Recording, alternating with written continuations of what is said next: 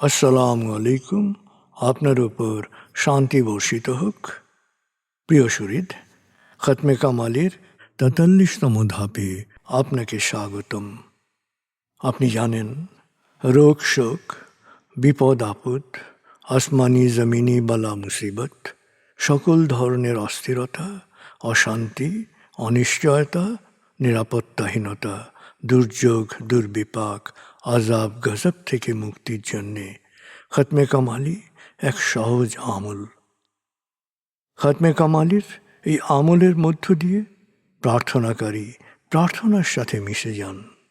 আসলে প্রার্থনাকারী যখন প্রার্থনার সাথে মিশে যান, তখন প্রার্থনা কবুল হয়। খতমে কামালি প্রার্থনা কবুলের এই পরম মুহূর্তে আপনাকে নিয়ে যাবে। তাই নিজের, অন্যের, সমাজের, দেশের, মানব জাতির যে কোনো কল্যাণের নিয়তে আপনি এই আমলে অংশ নিন।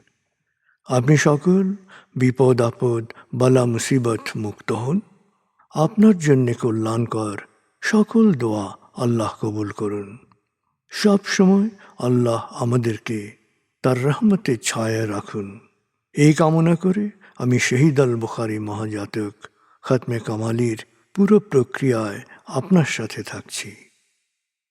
আসুন এবার আমরা ডুবে যাই সত্যের গভীরে।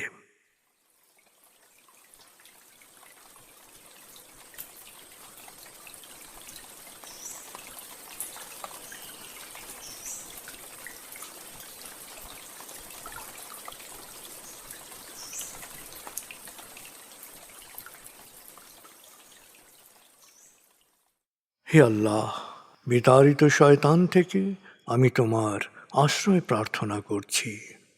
দয়াময় মেহেরবান আল্লাহর নামে। আয়াতুল মুলক। হে আল্লাহ, সকল ক্ষমতার মালিক, তুমি যাকে ইচ্ছা ক্ষমতা দান করো, যাকে ইচ্ছা ক্ষমতাচ্যুত করো, যাকে ইচ্ছা সম্মানিত করো, যাকে ইচ্ছা অপমানিত করো। তুমি সর্বশক্তিমান, সকল কল্যাণ ও মঙ্গলের আধার। তুমি দিনকে ছোট করে বড় করো রাত, আবার রাতকে ছোট করে বড় করো দিন। তুমি প্রাণহীনে দাও প্রাণ, আর প্রাণবন্তকে করো প্রাণহীন। তুমি যাকে চাও বেহিসাব রিজিক দান করো। সূরা আলে ইমরান আয়াত ২৬-২৭। আয়াতুল কুরসি। আল্লাহ ছাড়া কোনো উপাস্য নেই। তিনি শাশ্বত, চিরঞ্জীব, বিশ্ব প্রকৃতির সর্বসত্তার ধারক। তিনি তন্দ্রা নিদ্রাহীন, সদা সজাগ, মহাকাশ ও পৃথিবীর সব কিছুর মালিক। তার সদয় অনুমতি ছাড়া তার কাছে সুপারিশ করার সাধ্য কারো নেই। দৃশ্যমান বা দৃশ্য, অতীত বা ভবিষ্যৎ, সৃষ্টির সব কিছুই তিনি জানেন। তিনি যতটুকু জানাবেন, এর বাইরে তার জ্ঞানের সীমানা সম্পর্কে ধারণা করা কারো পক্ষেই সম্ভব নয়। তার আসন, তার কর্তৃত্ব পৃথিবী ও নভমণ্ডলের সর্বত্র বিস্তৃত, আর তার সংরক্ষণে তিনি অক্লান্ত। তিনি সর্বোচ্চ, সুমহান। সূরা বাকারা আয়াত ২৫৫।